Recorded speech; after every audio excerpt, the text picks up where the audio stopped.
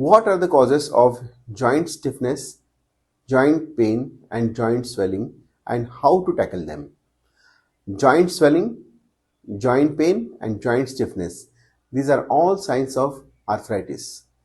Basically, arthritis can be arthritis such as rheumatoid arthritis, non-rheumatoid arthritis, osteoarthritis, or it can be post-traumatic arthritis. If there is swelling in the joint, if there is pain and stiffness, then you must see an expert.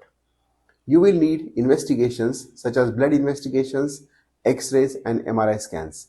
After diagnosis of arthritis, if it is rheumatoid arthritis, you will require proper immunomodulator therapy and physiotherapy. If it is osteoarthritis, you will require either supplements for osteoarthritis, calcium, vitamin, physiotherapy, and in some cases of advanced osteoarthritis surgery. If it is traumatic arthritis, most definitely you will require surgery because correction of the fracture fragments is very important and you may require surgery such as knee replacement or hip replacement. So if there is joint pain, joint swelling and joint stiffness, you must see an expert, visit an expert and get his opinion and then follow the course. Thank you.